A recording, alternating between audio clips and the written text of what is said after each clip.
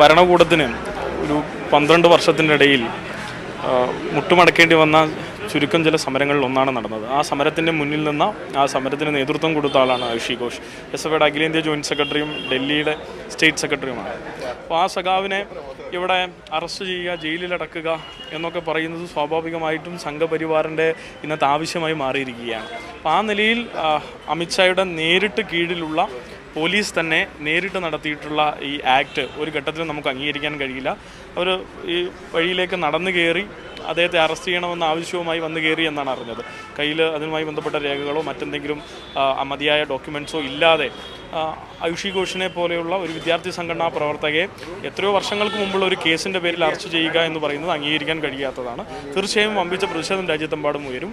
കേരളത്തിലും അതിൻ്റെ ഭാഗമായി എല്ലാ ജില്ലാ കേന്ദ്രങ്ങളിലും സമരവും പ്രതിഷേധവും ഉയരും എന്നുള്ളതാണ് സൂചിപ്പിക്കാനുള്ളത്. ഇതിപ്പോൾ ഒരു പാർട്ടി, ദേശീയ പാർട്ടിയുടെ ഒരു ആസ്ഥാനമാണ്. ഇങ്ങോട്ടേക്ക് പോലീസ് എത്തിയത് സ്വകാര്യ വാഹനത്തിലാണ്. ആ പോലീസ് ഉദ്യോഗസ്ഥയ്ക്ക് പ്രോപ്പർ യൂണിഫോമോ ടാഗോ നെയിം പ്ലേറ്റോ ഒന്നും തന്നെ ഇല്ലായിരുന്നു. രാജ്യത്ത് ഏത് പോലീസിനും ഒരു കോഡ് ഓഫ് കണ്ടക്ട് ഉണ്ട്.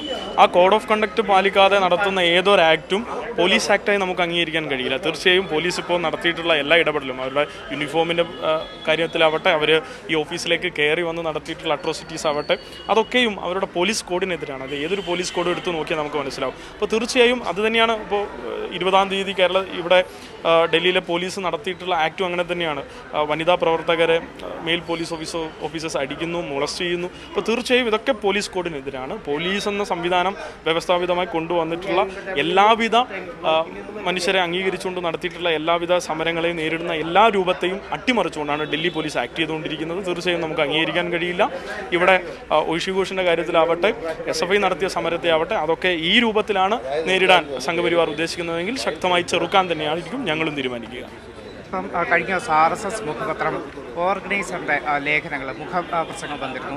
അതിൽ ഐഷി ഘോഷ്, ആദർശം സജി ഈ സമരത്തിന് മുന്നിൽ നിന്ന ആളുകളെയൊക്കെ തന്നെ ഇതിനപ്പുറത്തേക്ക് ഇടതു നേതാക്കളെയൊക്കെ തന്നെ ആക്ഷേപിച്ചുകൊണ്ട്, കടന്നാക്രമിച്ചുകൊണ്ട് രാജ്യവിരുദ്ധ ശക്തികളെന്ന് പറഞ്ഞുകൊണ്ടിരുന്നില്ലേ? ഒന്ന് ഓർഗനൈസർ ആദ്യം കേരളത്തെയും ഇന്ത്യയിലെ പ്രധാനമായിട്ടുള്ള കേരളത്തിലെ RSSകാരും BJPക്കാരും ഒന്ന് വായിക്കണം എന്നാണ് എനിക്ക് പറയാനുള്ളത്. ഈ ഓർഗനൈസർ പ്രത്യേകിച്ച് അവരിപ്പോൾ പറഞ്ഞുകൊണ്ടിരിക്കുന്ന ഈ സമരത്തിൽ ഇടതു ശക്തികൾക്ക് ഒരു ബന്ധവുമില്ല എന്നാണ് അവർ കേരളത്തിൽ വാദിക്കാൻ ശ്രമിക്കുന്നത്. പക്ഷേ RSSൻ്റെ മുഖപത്രം തന്നെ ഈ സമരത്തിൻ്റെ ആകെ തുകയായ കേന്ദ്ര ബിന്ദുവിലേക്ക് ലെഫ്റ്റ് എങ്ങനെ ഉയർത്തപ്പെട്ടെന്നും എങ്ങനെയാണ് ലെഫ്റ്റ് അത് കൈകാര്യം ചെയ്തതെന്നും എന്താണ് SFI ഉൾപ്പെടെയുള്ള സംഘടനകൾക്ക് അതിൻ്റെ പ്രധാനപ്പെട്ട ബന്ധം എന്നുള്ളത് ഓർഗനൈസർ വിമർശനാത്മകമായാണ് ചൂണ്ടിക്കാണിക്കുന്നത്.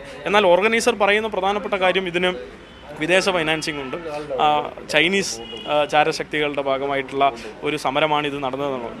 പിന്നെ ഞാൻ ചോദിക്കുന്നത്, പിന്നെന്തിനാണ് JP നദ്ദയും അവരുടെ മന്ത്രിയും വന്ന് ചർച്ച ചെയ്തത്? പിന്നെന്തിനാണ് രാജ്യത്തെ പ്രധാനമന്ത്രി 3 ദിവസം ഞങ്ങളുടെ തെറ്റുണ്ട്, പ്രധാനപ്പെട്ട വിഷയമാണ് പേപ്പർ ലീക്ക് എന്നൊക്കെ പറയേണ്ടി വന്നത്? ഇതിൻ്റെയൊക്കെ അടിസ്ഥാനം എന്ന് പറയുന്നത് ഈ പരീക്ഷ നടത്താനും ഈ വിദ്യാഭ്യാസ സംവിധാനത്തെ മുന്നോട്ട് കൊണ്ടുപോകാനും കെൽപ്പില്ലാത്തവരായി ഇവർ മാറിയിട്ടുണ്ട്. അത് തെളിയിക്കപ്പെട്ടിട്ടുള്ള ഒരു സമരമായി ഇത് മാറി. സംഘപരിവാറിനെ വെറുക്കുന്ന ഒരു വലിയ യുവജനത ഈ നാട്ടിലുണ്ട്, യുവതയുണ്ട്.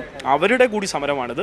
ആ സമരത്തെ വിദേശ ശക്തികളുടെയും ടെററിസ്റ്റ് ഗ്രൂപ്പുകളുടെയും ഫണ്ടിങ് എന്നൊക്കെ പറഞ്ഞ് എതിർക്കാൻ നിന്നാൽ ശക്തമായ തിരിച്ചടികൾ കൂടും എന്നല്ലാതെ അത് കുറയത്തില്ല.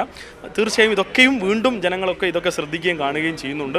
രാജ്യദ്രോഹികളെന്നും ഇത്തരത്തിൽ കേസുകൾ, ഇല്ലാത്ത കേസുകൾ ഉണ്ടാക്കിയെടുത്തും പണ്ടെങ്ങുമുള്ള സമര കേസുകളൊക്കെ എടുത്ത് അറസ്റ്റ് ചെയ്യാനുള്ള നീക്കമൊക്കെയും പകപോക്കലിൻ്റെ ഭാഗമായിട്ടാണ് എന്ന് തിരിച്ചറിയാനുള്ള കേവല ബുദ്ധി ഏതൊരു മനുഷ്യനും ഉണ്ടാകും.